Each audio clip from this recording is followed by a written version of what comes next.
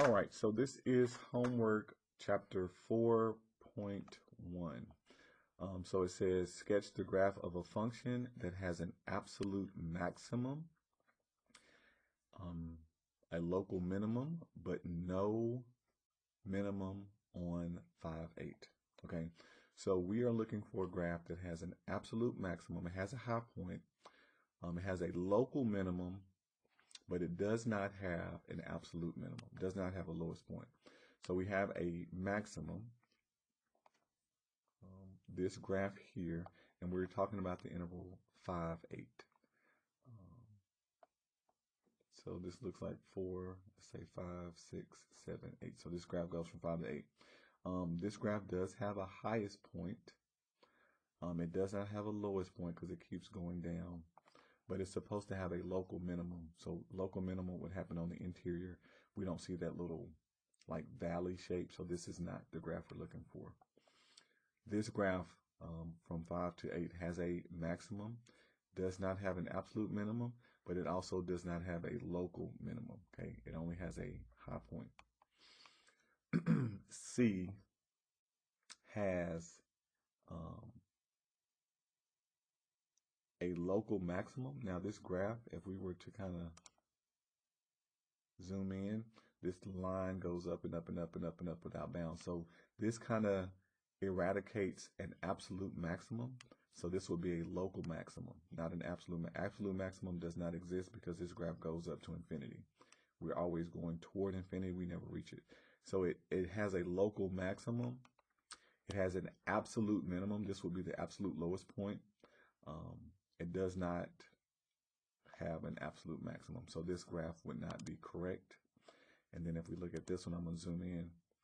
This graph goes down and down and down without bounds. So it does not have an absolute minimum, which is one of our criteria. It has an absolute maximum. This is the highest point on the graph, absolutely. And then it does have a low point. That's that valley I was talking about. So it has a local minimum, but no absolute minimum because this part goes below it. Not the dotted line, but the solid line right here. So this is the graph, and this is from 5, 6, 7, 8. That's our domain where it stops. So graph D matches all the criteria of having an absolute maximum, a high point, a local minimum. So this valley, local is going to be on the interior, local minimum, but it does not know absolute minimum because it goes all the way down.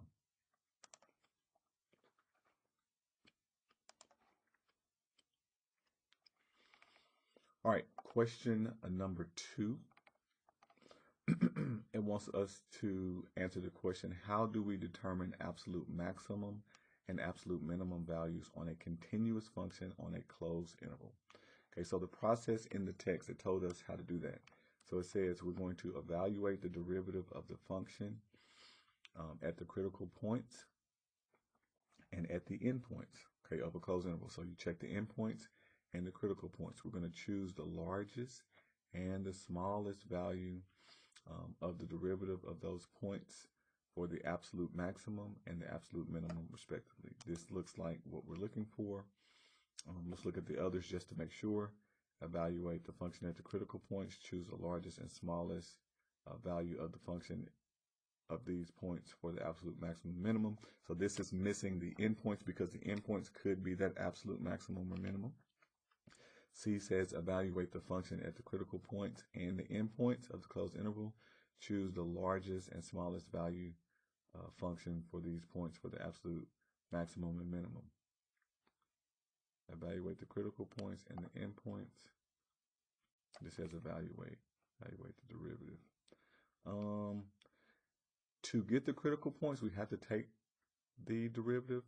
This might be a little bit better because we just want to evaluate. Evaluate means plug in the value of those critical points. So I think we're going with C. C looks a little bit better because the derivative is how we get them. C is just evaluating the function at those critical points, and that's going to tell us the highest and lowest. So C is a better option. D says evaluate the function at the endpoints of the closed interval. Choose the largest. So this one just says evaluate the function at the endpoints. Does not talk about the critical points. So we are evaluating the function at those points. I was looking at This one at first because it says derivative of the function, and we're not really looking at the derivative of the function. We're using the derivative to get those critical points, but we're going to evaluate the function at those critical points. So C is the better description.